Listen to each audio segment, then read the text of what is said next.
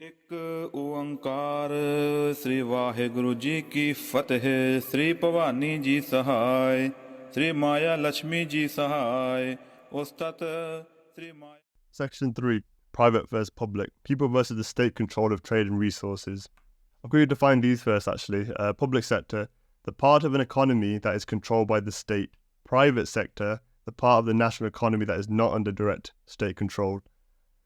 At the end of the previous section, it was stated that an Azadist government was a small one. This is not referring to the number of officials, although it can include this, but to the level of influence a government has in an economy. This naturally means that Azadism is placing more responsibility on the people themselves to provide most of society's services. In other words, public services are replaced by the private sector. Initially, many who are reading this may have a negative reaction to a larger private sector and may look to examples of the UK's NHS and compare it to the private healthcare system of the USA in order to highlight the failure of privatising industries. Another criticism may be that monopolies may enter and take over the market, thereby exploiting the consumer. This section will explain the fallacy in this way of thinking and will present a view that the private sector can not only outperform public sector, but also do it in a way that maintains individual freedom and provide the best outcome for both consumers and producers. Langar the Swand and choice. To help break the negative connotations associated with private industry, this section will begin by explaining why the institution of Langar is indeed a private enterprise, not a public one. Langar is an effort where private individuals in a community come together and contribute voluntarily to provide free meals to whoever want it. This forms the basis for the spiritual purpose of Langar as being a communal kitchen designed to not only just feed the community, but also provide an avenue to express and develop spirituality in a real way in terms of seva. Using the Oxford Dictionary definitions of private sector and public sector, it is easy to see that the Langar is designed as a private effort and operates absent of any state intervention. I want to drive this point home, so I'm going to quickly show you the definitions again because this bit is so important and it revolutionized the way you see the whole capitalism versus socialism debate. So again, public sector, the part of an economy that is controlled by the state. Private sector, the part of the national economy that is not under direct state control. Okay, so there is no need for the government involvement. There are no taxes that must be paid. There is no state-mandated diet or regulation enforced on the process. Langar is managed solely by the private sector, or in other words, the community themselves organize this through voluntary action. People choosing to participate in this are free to donate as much or as little as they want or help in a variety of other ways absent of any state pressure or threat of punishment. The only authority in this is the private religious institution itself, which may own the building and set the dietary requirements or run the day-to-day management of the Langar. The reason why this authority is different from the government is because it is completely voluntary to participate in. Being private means that there is no legal authority over people who have decided through their own choice not to participate in it. The Gurdwara cannot forcibly collect donations or allocate labour. Instead, it relies on the community to take this up through their own individual choice. If the Gurdwara management recognises the need for more funds or help, it can only ask its community. Unlike the state, the Gurdwara does not rely on the threat of force in order to coerce people into participating. Whereas having a government managing this means that everyone must participate regardless of individual choice. This is because this effort would have to be funded through taxes instead. The core essence of seva is eroded when people are forced to contribute rather than contributing out of their own compassion. Deciding to sacrifice their own time, money and or effort should be a decision made independent of state influence. Otherwise, in principle, we are suggesting that the state must enforce its ethics on others. The first section already briefly mentions the dangers of giving the state a monopoly on setting ethics beyond a non-aggression principle. This will also be expanded in a later section. In addition to this, we must ask ourselves whether forced ethics is truly what Sikhi promotes. Does the state forcing participation in seva increase the spiritual benefit of it? Would paying for Langar through taxes hold the same personal spiritual satisfaction as for paying for Langar through a voluntary donation? Gurbani actually already clearly provides us this answer. However, this will be saved for a later section delving deeper into the nature of taxes. It may be argued that the Gurus themselves had taxed the Sikhs through the concept of the Swand, but this is a critical mistake.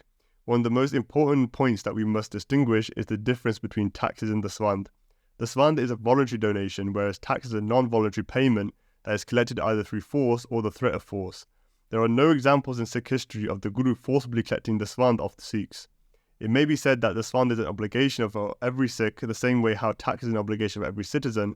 However, there is no obligation to be a Sikh. The Guru has never forcibly converted anyone into Sikhi.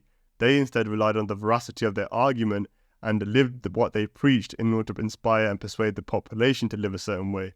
This is supported through the story of the Jali Mukte, where Guru Gobind Singh permitted the apostasy of 40 of his Sikhs, who later repented, returned and achieved martyrdom.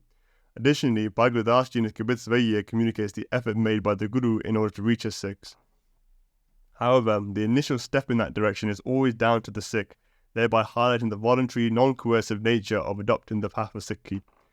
So, from Bhagavad Das Ji's Kabit Svaiye, a disciple who walks one step towards the Guru to take his refuge and goes to him with devotion and humility, Guru advances to receive him, the devotee, by taking 1,000,000 steps.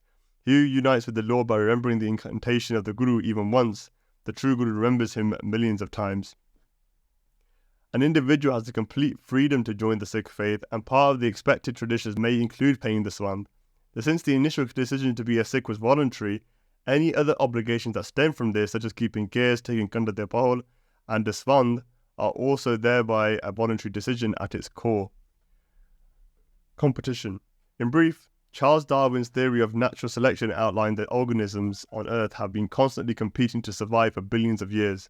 The constant struggle to survive and reproduce has propelled life on this planet from simple microbes to the complexity of human beings. None of this would have happened without competition. Organisms compete for food to survive and compete for mates to pass on their genes. Only those organisms that were able to adapt to their environment adequately and outcompete members of other species as well as their own were best able to survive. Due to their adaptations, these organisms were able to obtain nutrition as well as reproduce to pass on those features that allowed them to outcompete. Those that were not able to do so died out. This meant that only those organisms with the right adaptations passed down their advantageous genes.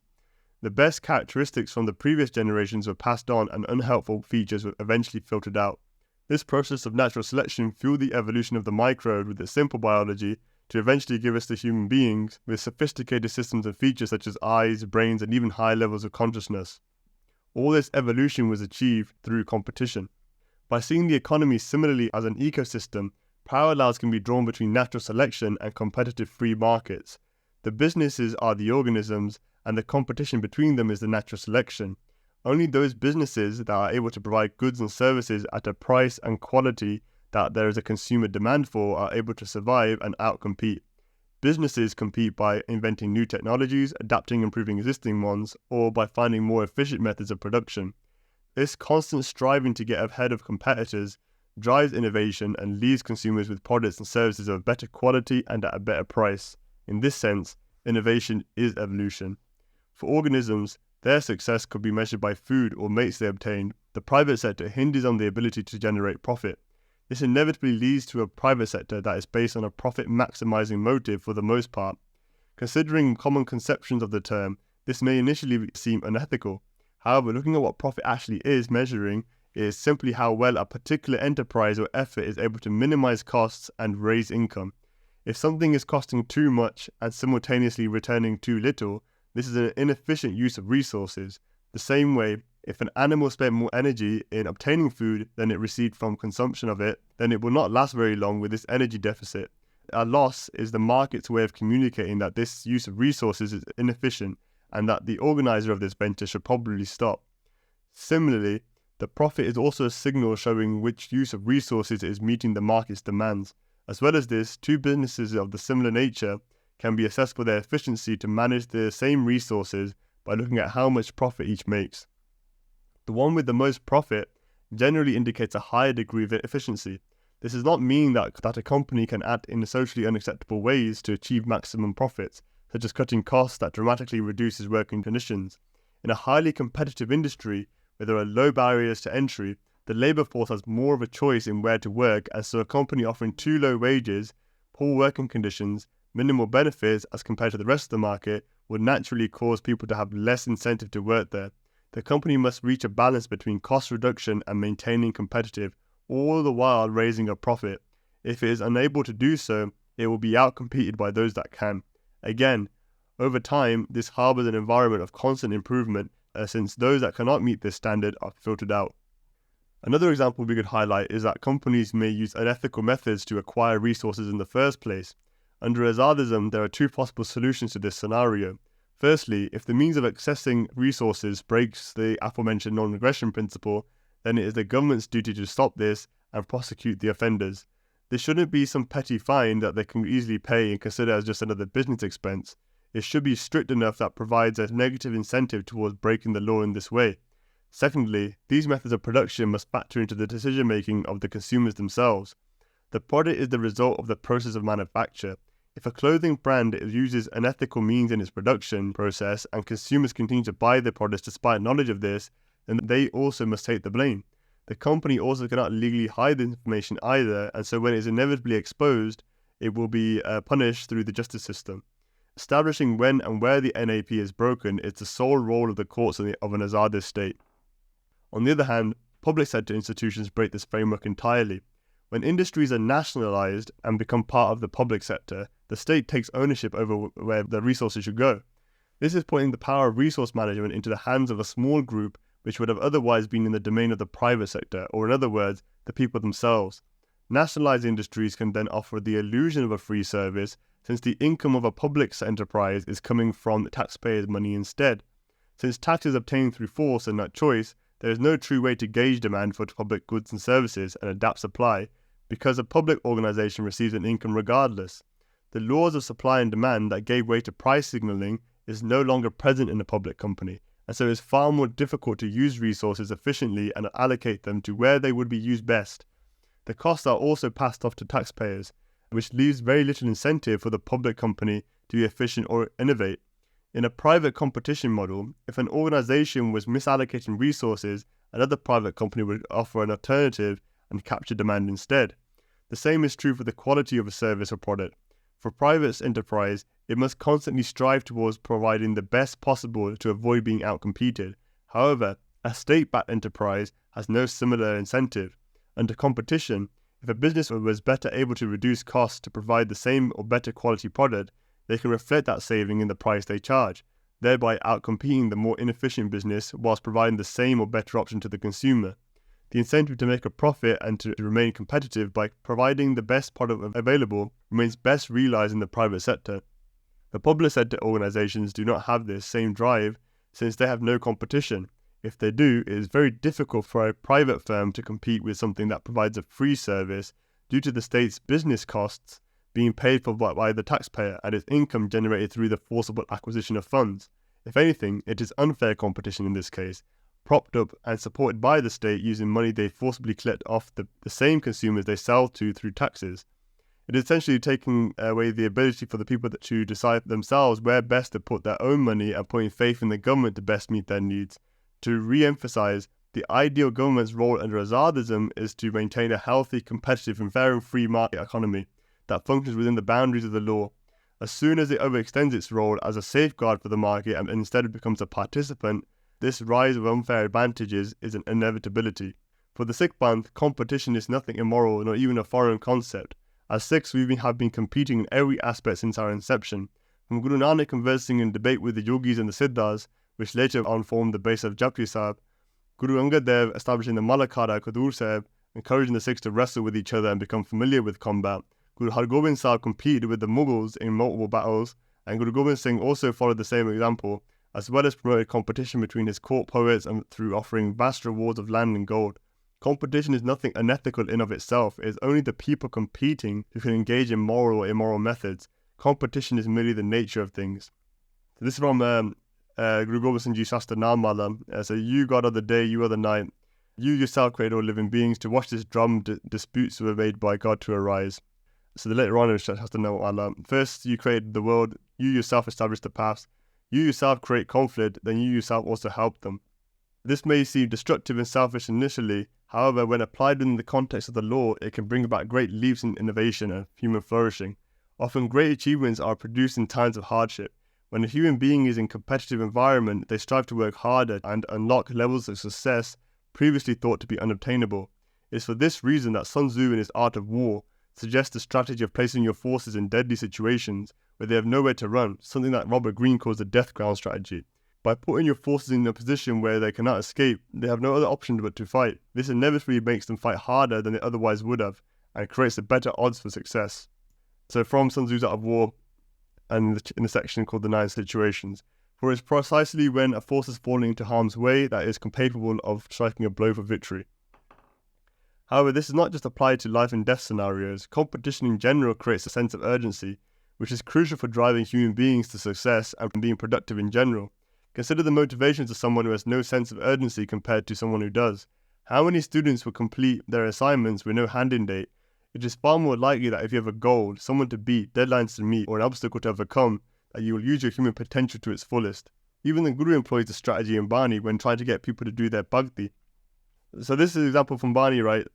When you listen to the Kirtan of this, it sort of drives the point home harder. So in the actual footnote, I encourage you to go listen to the Indra Kirtan of it. So obviously it goes like Rasna Ram Baram Bakan, right? So with your tongue, chant the name of the Lord, chanting the glorious praises of the Lord day and night, your sins shall be eradicated. Alright, so you shall have to leave behind all your riches when you depart. Death is hanging over your head. Know this well, right? Kala Sedaparajan.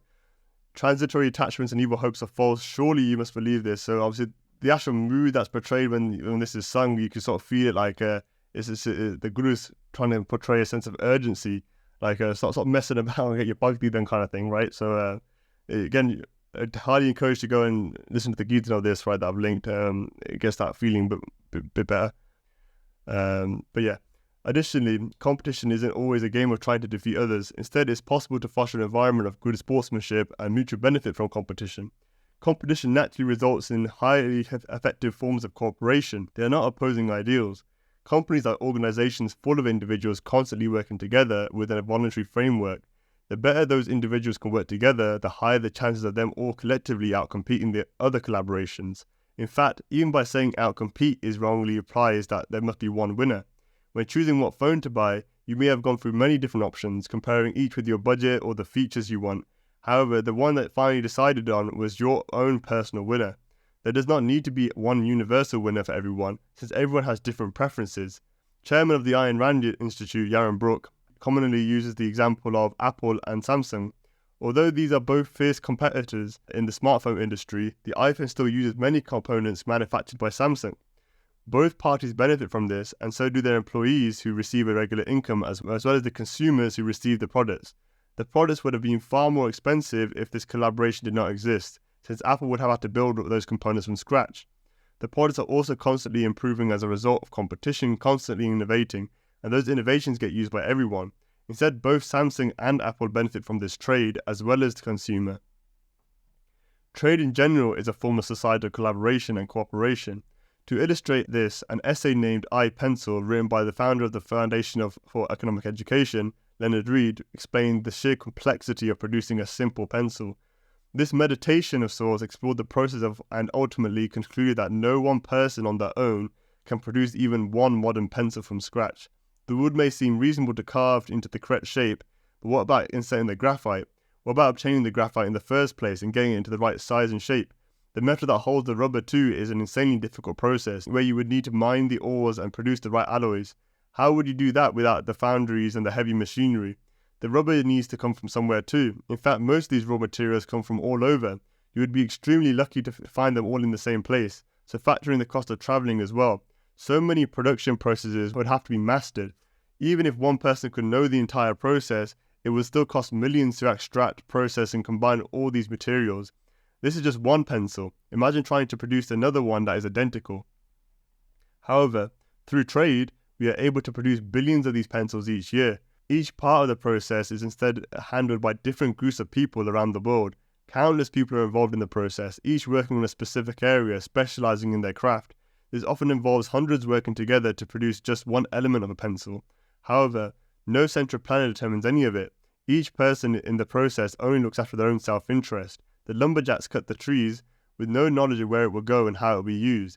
That wood is then processed by another group of people, equally clueless about the many uses of the wood after them. All these people are just trying to get paid for their work. Getting the tree to the wood processes is in itself a mystery. How were the trucks made, or the rope to secure the timber? Even basic things like the clothes the workers wear, or the food to feed them. These themselves have countless processes to get them to. A central planner will go insane. Yet, through this decentralized process, with everyone only needing to focus on their own tasks, innumerable pencils are produced and sold at a price that is only a fraction of the cost.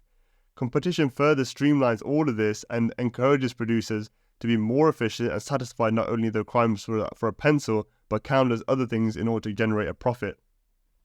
You cannot make everything yourself. Even the simplest things we take for granted are a result of worldwide collaboration between diverse groups of different religions, cultures, and ethnicities. Through trade, people who would have otherwise killed each other now work together, whether knowingly or not.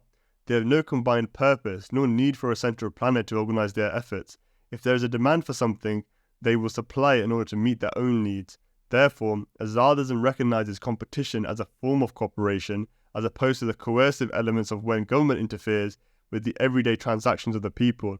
It is an alternative to just killing and stealing what you want, and instead encourages people of all walks of life around the world to collaborate together whilst maximizing human potential. Regulations. To most, an unregulated free market would be considered a nightmare of exploitation and corruption. Regulations may seem necessary to moderate the so-called chaos of the market and force people to behave in a desired way. In fact, a lot of blame is placed on the government for not regulating enough, so to have avoided market failures in housing, pollution, banking, and elsewhere. Consequently, regulations may seem like an obvious solution to help protect the consumer. But let's pick one of these market failures to see how regulating them worked in the real world. Housing has become increasingly unaffordable. Prices have risen at a rapid rate whilst home ownership is in decline, leaving many with fewer options. On the surface, this may seem like an obvious failure of the market and the government needs to step in and regulate this. However, let's first recall how prices are determined. If a supply of a good is limited, but the demand for it increases, this inevitably corresponds with increased prices. With the current housing market, supply has not been able to grow fast enough to meet the greater increased demand for them. But why is this? Government regulations actively hamper the freedom of building homes or restructuring existing ones to accommodate different living circumstances. Builders need to factor in the cost of complying with regulations, such as materials or the extra time and effort spent on meeting these standards. This inevitably gets passed down to the homeowner since these costs are all incorporated into the final price they must pay for purchasing property or renovating. Alongside this, strict planning permission and zoning laws further increase the difficulty in making appropriate property types available. Therefore, through these restrictions, the supply is actively suppressed to meet the market demand. Under normal market conditions, a sudden rise in demand may in the short term raise prices, but those responsible for building houses would now have more of an incentive to build more of them. In other words, new entrants enter the market. This is because the rise in prices translate into higher returns. As the supply rises to meet the demand, the prices begins to fall and return to a natural level. As the price falls, the suppliers will make less, thereby rebalancing the rate of construction.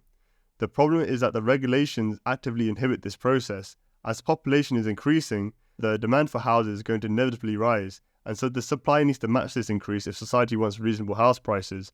A government regulating this process manually without a system of price signalling already integrated into the market leads to inefficiencies. Making too many homes will lead to low prices, but many empty properties and a huge waste of materials that could have been used more productively elsewhere. Making not enough houses available is the situation we are in right now, with decreasing affordability and fewer options. At this point, it may be reasonable to suggest price controls, where the government sets the prices instead of the market forces of supply and demand. This too is a critical error. Economists almost universally agree on this issue, that implementing a regulation on the prices of goods and services leads to shortages or surpluses. By imposing a price floor too high, the quantity supplied increases even though the demand is not there. In this case, usually government has to buy the product, creating a guaranteed income for suppliers, who then continue to produce as much as possible and create wasteful surpluses. The government too can only buy these surpluses using taxpayers' money, so ultimately the consumer has to pay for it anyway, just not directly. On the other hand, setting a price ceiling too low, the supplier has less incentive for producing those goods, since they can either not cover the costs or generate a substantial enough profit to justify the effort. Usually then, the products that are supplied are of lower quality to reflect the cost-saving behaviour. Applying this to real-life scenarios, cities and states around the world have experimented in implementing rent controls to control the rising prices in their rental markets. Inevitably, this led to far worse outcomes than before, as affordability declined even further alongside degrading of quality of the homes offered. In cases like New York City, this has been eased in over the decades, so the harmful effects did not materialise immediately. However, both property prices and rent continue to rise to unprecedented levels. Those rental properties that were not subject to rent controls actually rose in price too, far higher than they otherwise would have without regulations. The reason being that the rent controls actually ended up further exacerbating the issue of limited supply by taking more properties off the market and into the scheme. With the demand still increasing, the price in the market had to rise. Not only did this policy harm the affordability in general for everyone, but also harm the very people it aimed to help. The tenants of these rent-controlled properties are effectively stuck as the market prices rise around them and price them out.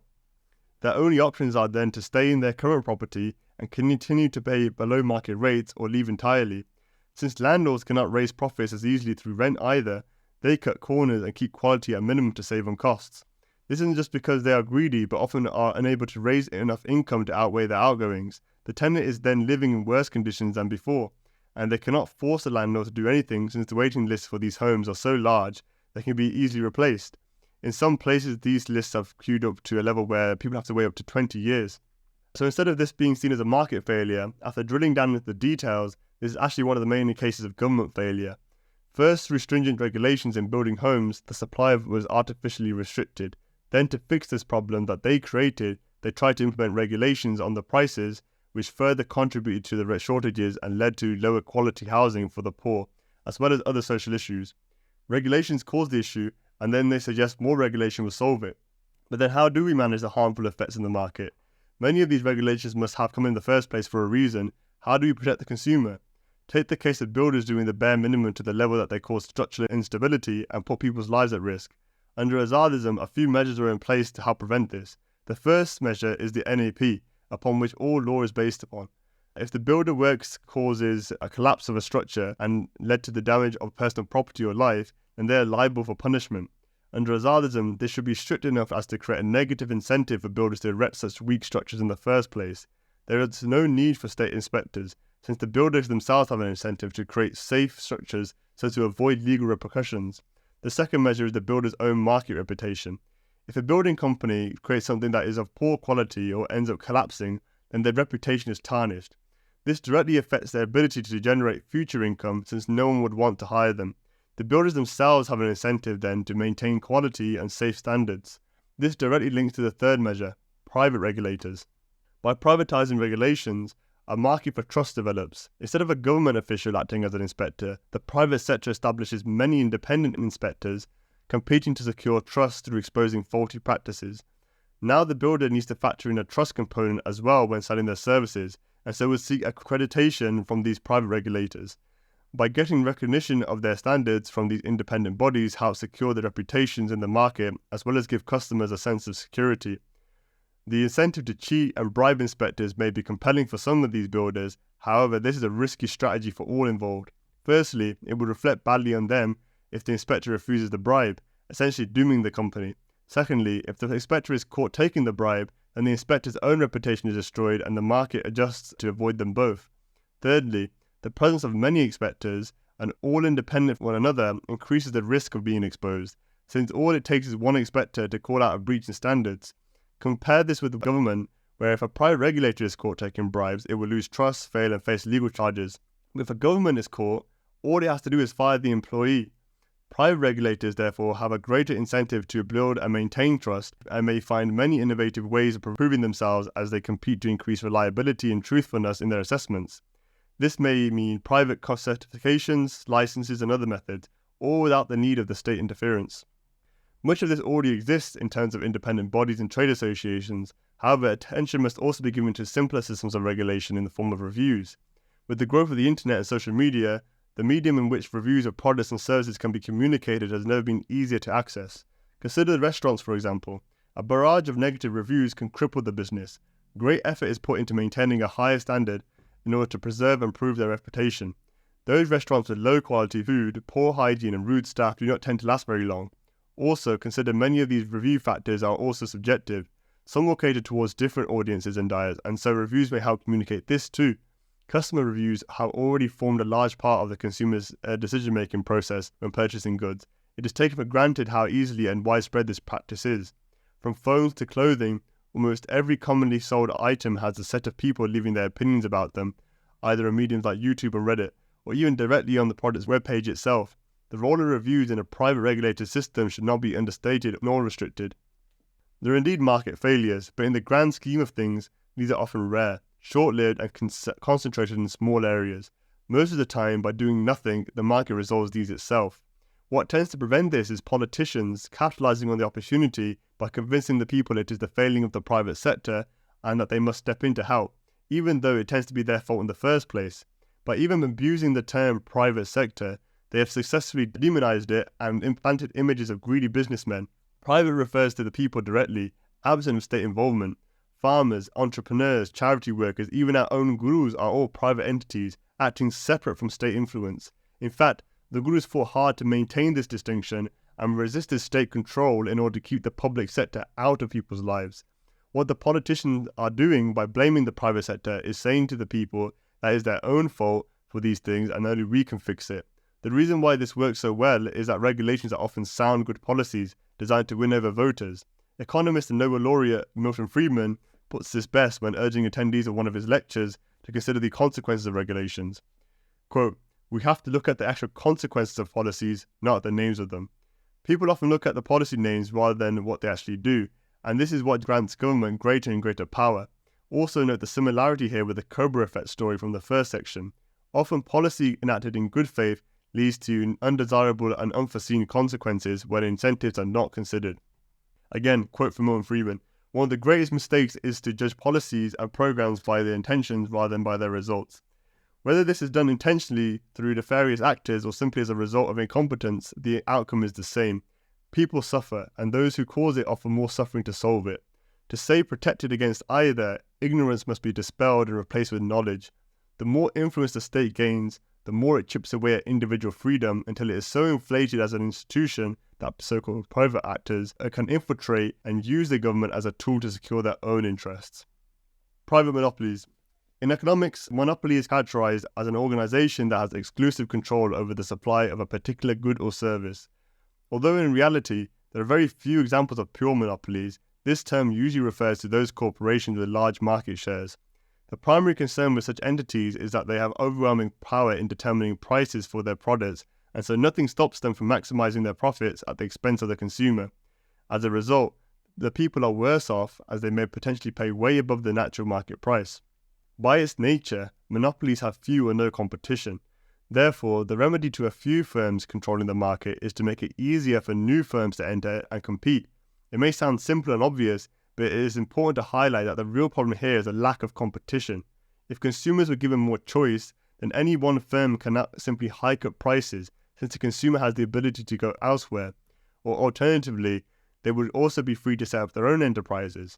This provides an incentive for the competing firms to provide the best price possible to consumers, regardless of the market share. In a free market, the only way they can maximize profit is by either increasing efficiency, lowering costs, offering a better quality product, and/or convincing consumers to buy from them rather than someone else. Consumers are best protected from price manipulation and poor quality products in a competitive market in which there are many alternatives to choose from. Hence, in order to combat and prevent monopolies, we must ask what exactly is preventing competition in the market. What is restricting the amount of choices available? A lot of this is down to the high barriers of entry into industries imposed through government intervention. These can be through such measures as discussed in the preceding subsection, namely regulations, licenses, patents, and tariffs. Initially, this may seem counterintuitive, that regulations are exactly what we may need to curb the power of big corporations. But this is a mistake. Regulations are often the reason why such large corporations are able to exist at all. When introducing legislation backed by a threat of force, government, this creates a more difficult environment to compete in. The ability to pass through policies that grant an advantage now becomes a valuable resource, and so corporations seek to leverage this for their own benefit. Therefore, it is often the case that these barriers are set up by corporations themselves who influence government through a practice known as corporate political activity and lobbying in particular. This is where corporations are able to give money to the government in order to implement policies or grant exemptions that benefit them and give them an unfair advantage over the competition. Smaller businesses and entrepreneurs are unable to do this as effectively or at all, and so are more uncompetitive as a result. Rather than relying on the quality of their products or services, by adding a lobbying component into the mix, large companies are able to secure their market shares by actively hampering everyone else's ability to compete with them. However, all the blame cannot be placed on the companies. Politicians themselves use threats of legislative action to force companies to pay up too. Microsoft had resisted the use of lobbying for the longest time until it was ultimately commercially unfeasible to do so. The use of antitrust laws by the government were threatening Microsoft after they accused it of being a monopoly. These laws had the potential to impose crippling fines or even break up the company entirely. Acting similar to a protection racket run by mafias, the government was giving them the choice to either pay up or die. This inevitably led to Microsoft also engaging in these lobbying practices as a necessity, and then the line of fire was directed elsewhere to other companies. Now Microsoft has fully embraced corporate political activity and hires specialists devoted to lobbying. Do not be confused by who is using who here. The lines between the private and public sectors are blurred at this level, as both corporations and politicians benefit at the expense of the people. By permitting lobbying, instead of solely competing for the consumer's demand, they compete for government favour. Small businesses cannot compete in this way, leaving a situation where large firms are left engaging in a bidding war to buy politicians or pass policies granting them advantages. If they don't, their competitors will, or the government cripples them. The reality is that modern democracy can be bought and sold to the highest bidder when a government allows for lobbying. It is nothing other than an erosion of personal freedom and choice. Under Azadism, lobbying would be considered on the same level as bribery, and so punished as a crime. Professions such as corporate lobbyists would be seen equal to the profession of a thief. Corporate interest should not translate into law, since this is a disintegration of the distinction between the private and public sectors. When corporations are given the ability to set policy, they have essentially lost their private sector status. They are using taxpayer money to further their own interests and use the government to enforce their will on others, either directly or indirectly. This gives them an unfair advantage in the market over competitors, and so lobbying is an active hindrance to the competitive free markets that Azadism is based upon. These practices, in whatever form, should be made clearly illegal as per the constitutional law of Azadist nation. Whether it's corporations influencing government or the other way around, the very fact that one interacts with the other in this way should be avoided at all costs. Punishment should be severe for any violation in this area, as it threatens the freedom of markets and ultimately harms the consumer. Due to the restricted involvement of governments in the market under Azadism, a government would not have the ability to enact many of these policies that the monopolies want in the first place. There are no government contracts, no special licenses, nor regulations available for the corporations to manipulate. Large firms are forced to compete in the same free market environment as all other firms. If they cannot provide a service at a good enough price or quality, then they cannot continue to exist, as determined by the people, not the state. The sole reason why many of the largest corporations of our time are able to do so is purely due to their links with the state. The only way to gain large market share in this environment would be to offer a better product at a better price than all the rest.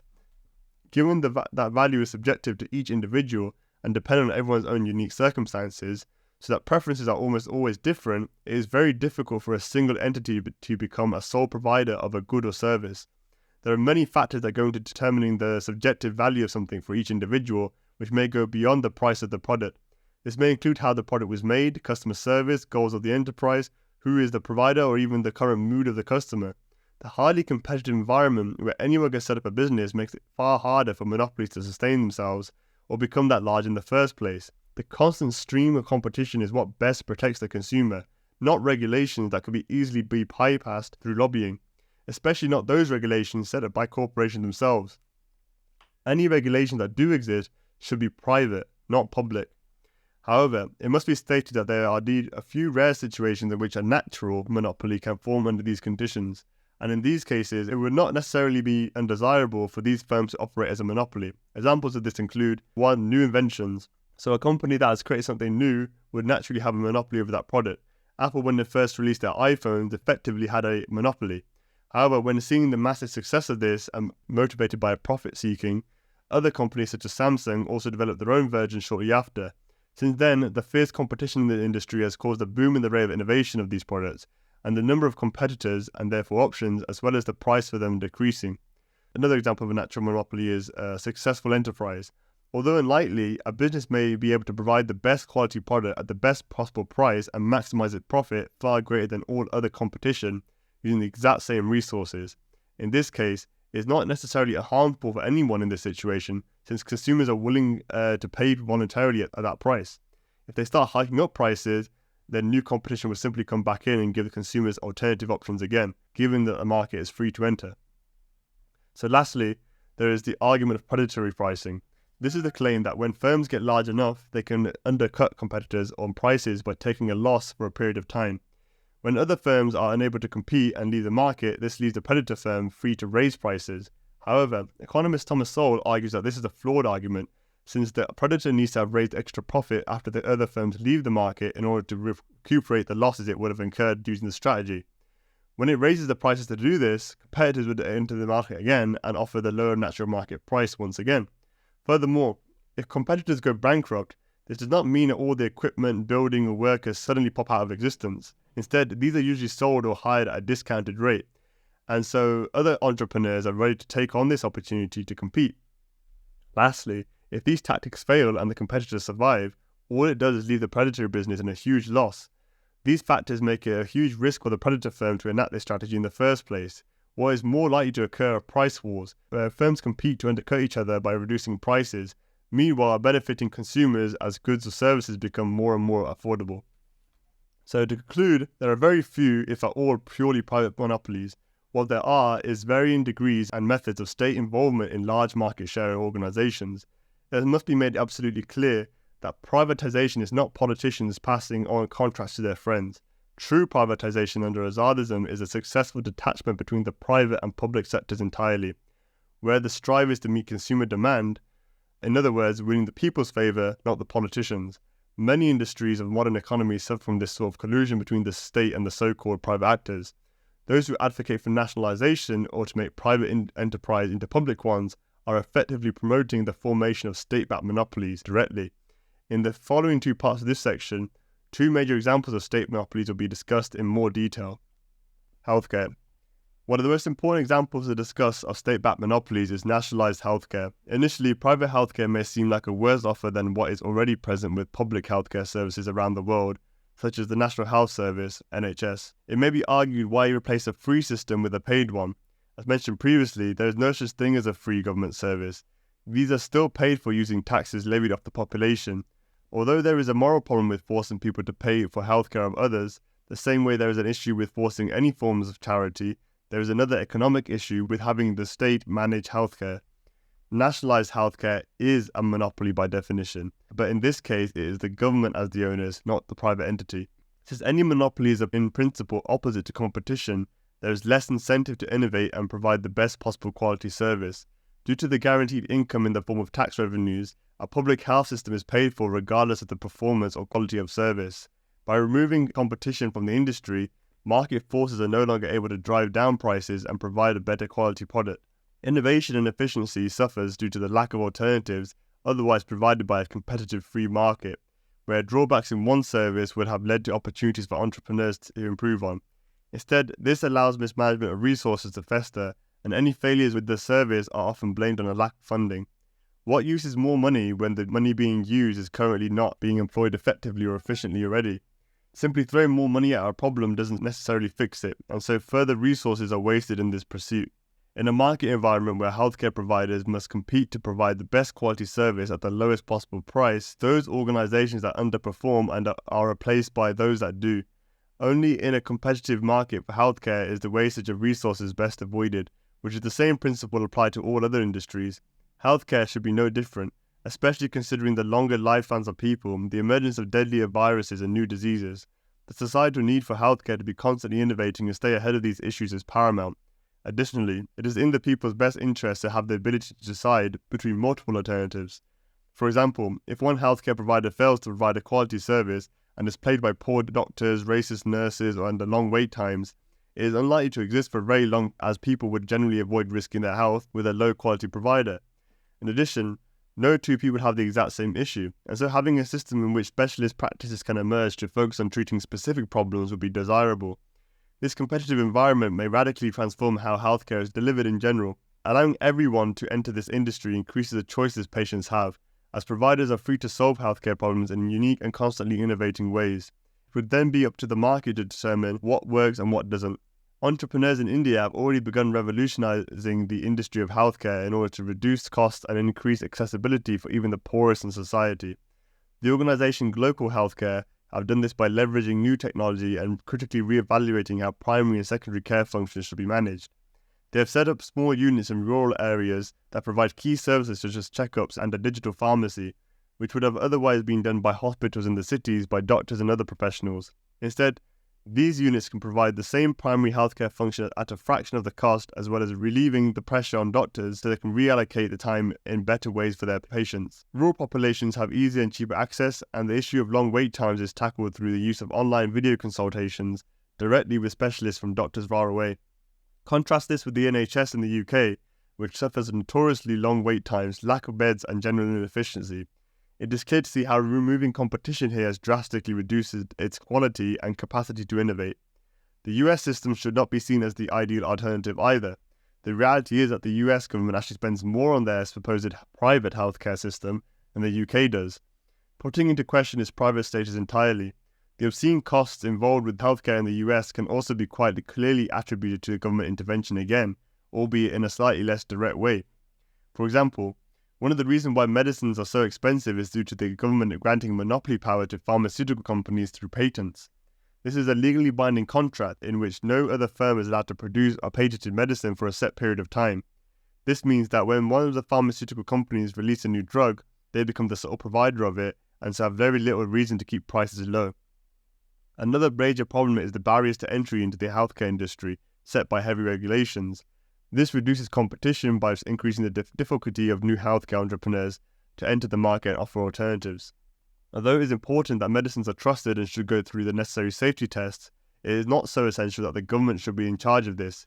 In fact, it may even be undesirable in many cases, considering the track record of governments protecting its citizens. What Azadism offers as an alternative market solution is the private regulators mentioned previously. These act as reviewers who independently test and set their own safety standards of the drugs released by firms. The private regulators will have an incentive to be truthful, since their reputation and income depends on their ability to provide an accurate assessment. The pharmaceutical companies also then have to have an incentive to get their drugs passed by as many of these private regulators as possible in order to gain people's trust. Under Azadism, it is likely we would see an insurance-based approach to healthcare. People themselves would have to take the responsibility to purchase health or life insurance. Not only is this smart financial planning, especially for younger people, but it also maintains the freedom of choice as well as allowing for competition to flourish in both the healthcare and insurance industries. This may manifest in specialist packages that cover a variety of insurance options, for example whole family packages or even workplace offering plans as an incentive to attract employment. Market forces being free to work in this sector will also naturally drive down prices and increase the quality of the services offered, given that the government does not stifle competition. Furthermore, for those who still cannot afford this on their current wages, there are alternatives which will be discussed in the later section regarding social security. There is also nothing wrong with a town or a community collectively deciding to finance an all-encompassing healthcare system either, given that all funds are raised as donations and not taxes. This way, they can similarly maintain a free service that is actually free because donations are a choice, whereas taxes are not.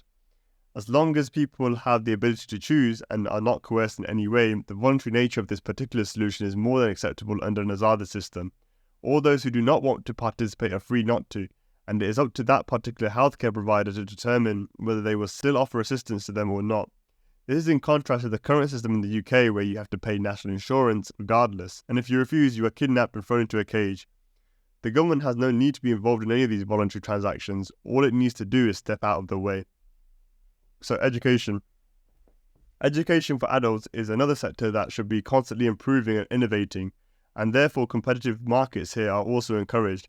However, for children, this industry may need to stray away slightly from the free market principles which underpins Azadism.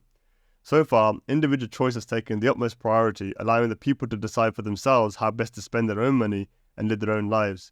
However, this sovereignty over action can only apply to adults over an agreed age limit. In general, children are not completely developed mentally enough in order to make their own decisions without support from their parents. A child cannot rationally consent in market interactions, simply because they do not have the mental capabilities in order to make logical enough decisions for themselves. Under Azadism, this diminished capacity to think means that they cannot enjoy the same right for self-governing and to exist within the NAP framework until they are over a certain age. Otherwise, a parent would have no legal way of forcibly managing their own child, as parenthood would demand the NAP being broken all the time. How else can a mother feed her newborn? Will she have to first get consent or draw up a contract and get the baby to sign it? Until the child has developed a certain agreed age, they cannot have the same access to freedom in the same sense that adults do. However, in the meantime, to compensate, these rights are swapped with the right to education. By Azadist law, every child born in an Azadist nation must be provided with schooling in the following fields as a minimum: maths, language, and sports. The first reason as to why these must be provided to every child is that a child has no choice in being born. Therefore, Azadism would consider that it is the parent's duty to the child to give it the best possible opportunity to get to a stage where they are able to make their own decisions. Providing these basic fields of education, a child will be best able to then get to that stage of competency required for a sovereign lifestyle. The second reason as to why every child needs to attend a school is for their safeguarding. Azadism considers every child in part the shared property of both the community as well as the parent until adulthood. This is because a child cannot realistically defend themselves from their own parents, whether through neglect or ill intent, and so in order to prevent harm to the child, attendance at a school must be necessary. It may seem odd as to why a human child is referred to as property. However, this is only being used in the sense that there is ownership over them on behalf of their parents. When we say a particular child belongs to their parents, we are inherently saying they are also property of them, however, not in the sense that they can be traded as a commodity. Ingraining this understanding that allows us to apply the NAP-based protection in the same sense that any child that is harmed is as if the property of the entire community is being harmed. Therefore, legal action is justified for these circumstances. The property status only lasts till adulthood or cases of neglect where the parent half of the shared ownership contract is transferred to another set of guardians. Once reaching adulthood, the standard rights for protection under the NAP is applied as normal. A school not only acts as a centre of learning, but a safe haven in which teachers have a dual role in teaching as well as ensuring the well-being of every child. If there are suspected cases of abuse, then it is the school's legal responsibility to raise this with the appropriate state authority in order to investigate. Those schools that actively ignore signs of neglect will be liable for legal action against them for the reasons stated above. In addition, there will be a market reputation that a school has the incentive to maintain. If it is found out that a school is not able to protect their students from harm, the market is likely to adjust to this and move their children elsewhere. From a purely economics perspective, it is uncompetitive for a school to ignore abuse. None of this requires any sort of public schools, however.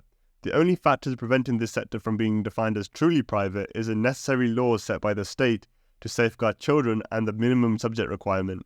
Beyond this, parents have the freedom to negotiate or find schools that offer curriculums they believe is best for their own child. To further enhance competition and facilitate freedom of choice under current systems, economist Milton Friedman popularized the idea of a voucher system. Instead of the state funding public schools, they would use that money to offer discounts to parents directly, which can be used on sending their child to a school of their choice. Friedman argued that the public schools should have nothing to worry about if they are providing a good enough service, and if they are not, why should anyone advocate that they should continue to exist? Again, competition will allow those schools who best satisfy the demand of the people to prosper and eliminate substandard schools, which has been so damaging to so many, especially minority communities in the US and the UK, such as the Black diaspora. However, despite this, Friedman still recognized the voucher system as only a step towards a free market solution to education. Similarly, Azadism is not a static philosophy, and so it also agrees with this as part of the inherent tendency to trend towards decentralization and an eventual elimination of all government intervention. Although a voucher policy may be an initial option for a state that wishes to transition into an Azadist economy, eventually even this should be abandoned to mitigate risks related to government intervention and involuntary funding of a program through taxes. However, this does not mean the poor have to miss out. As will be expanded upon in a later section, the implementation of a form of universal basic income for low earners can act as an alternative to vouchers as another step towards the ultimate goal. Furthermore, having private schooling mitigates one of the major risks involved with the state education: propaganda. Private education minimizes the risk of state propaganda and indoctrination techniques used in authoritarian regimes around the world, such as North Korea. An Azadist government should have no role in determining what it feels the people should or shouldn't know, and especially how they know it. This also helps reduce the power of states performing cultural genocide on minorities. By removing its power to set certain language requirements, it is down to the private sector, the people themselves, to determine what they want themselves or their children to learn, in addition to the basic requirements above. Countless times anecdotes of people are heard wishing that they taught us this or that at school. In a private system, curriculums are set by parents or students and teachers communicating with each other directly, or even indirectly through price signaling. Just like any other business adapts to meet consumer demands, schools should also adapt to meet its clients' demands also. If they can't, then people will have the freedom to choose another school. The same way, if one business can't provide a service, another can. Taking the state out of these negotiations gives this freedom and vastly mitigates the risk of state propaganda. The state should have no role in restricting ideas or history, and all subjects should be available for study as provided by the private sector. Market forces of supply and demand will be the governing factor in what is taught. For example, if companies start to increase their demand for engineers compared to relatively low supply, the wages for engineers will rise. Seeing this, people may have more incentive to pursue those careers, and therefore this increases the demand for education in that sector. Schools then in turn, seeing a rise in demand for this, also make more courses available in order to make higher returns. In time, the supply of engineers rises to meet the demand and fulfill the skill shortage. This is simply the force of supply and demand in action.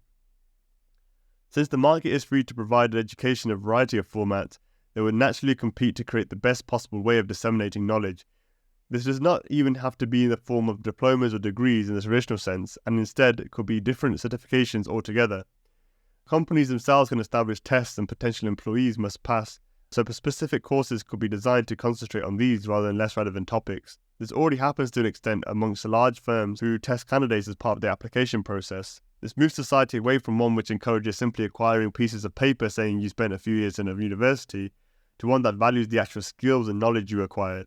Giving the education sector a profit incentive means that it has to focus on results. Otherwise, why would anyone go to a school with poor performance and low rates of employment for its students? If no students go there, then it simply cannot continue to exist since it cannot cover its cost.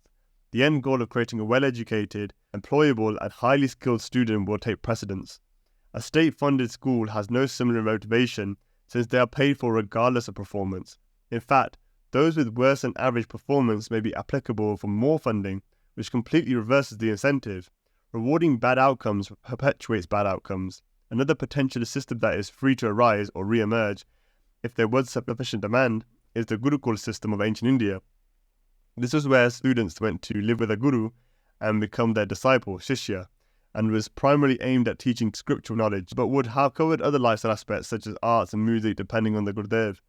This may be a great way to bring up children who were neglected especially, and give them an opportunity to learn about a variety of aspects of life, not just the academics. Our final point must be made about universities. Although on the surface these may seem like private institutions, they are indirectly funded by the state. The government provides guaranteed loans to students who then enroll in degrees with the hope that they will pay them off with higher salaries they will earn as a result of the education they get. However, due to this, the university realizes that it will receive a guaranteed income regardless of their performance. This is the exact same danger that threatens innovation, quality service and natural prices as with state-backed monopolies. Universities now have decreased incentives to compete for lower prices and better service, since they know they will get paid anyway. This is the primary reason why university education is so expensive and rising. It is essentially free money from the government, and therefore the taxpayer takes the hit. The students are the ones taking on the inflated debt for this, and they make repayments over the next 30 years of their working lives if they earn over a certain amount in the UK. If they are unable to pay it all back, which most don't, the cost is further thrown onto the taxpayer. Alongside this, there has been societal push to get people into universities in order to capitalise on this scam. Taking market forces out of the equation have left many students who are starting their lives with tens of thousands in debt and degrees that may not be in demand in the job market. Government producing these loans have had good intentions for doing so, but outcome is turning into a disaster. University students themselves will highlight the struggles in finding work after graduating, even with in-demand degrees. Since almost anybody can get these degrees, there's nothing special about having them anymore, meaning that students need to gain even more qualifications on top to be able to compete for jobs. Additionally, companies that are asking for work experience, especially, which further shows that having a degree in many cases is simply not enough. Apprenticeships are designed for this very reason, as they provide the on-the-job experience, and instead of accumulating debt, you are paid a wage. Originally, getting a degree was a personal investment of time and money that was not pushed onto everyone to achieve. The risk was on you. It was a personal sacrifice taken on by the individual and not paid for by society as a whole in the form of taxes. Similar to healthcare, universities should not be another forced charity for people and should be accessed just like any other business. As a result, universities should be exposed to a market where their price is determined by the quality of their service. Just as before, through competition, the quality will rise and the price will drop to the natural level. Students would be in a much better position financially and could realistically work part-time to help pay off any debts that they may incur. Alternatively, there may be many other options to the university system in general. Similarly to the previous section, if people still desire a free education system for the members of their community, nothing is stopping them from pooling their money together to fund the education of their members. As long as it is done voluntarily through donations and not taxes, it is perfectly acceptable under an Azadist system. To summarise, an Azadist education system is a private one and is free from state intervention. The only exception is the law requirements which mandates all children have to attend a school to study the minimum required subjects. Giving the people the choice is paramount in creating an effective education system under Azadism. However, it must be balanced with the correct safeguarding for children, which can only be guaranteed through a mandatory schooling law in the beginning. Despite this, education providers must compete like any other industry, and in the process this will create better service and lower prices for all. One way to encourage this at the start of a transition into an Azadist state from an existing system may be in the form of offering school vouchers to parents or a form of base of income. The central government should not set any curriculum beyond the basic requirements for children. Even with this, it can be devolved into the state level or lower aggregations in order to further de-risk and decentralize power over time.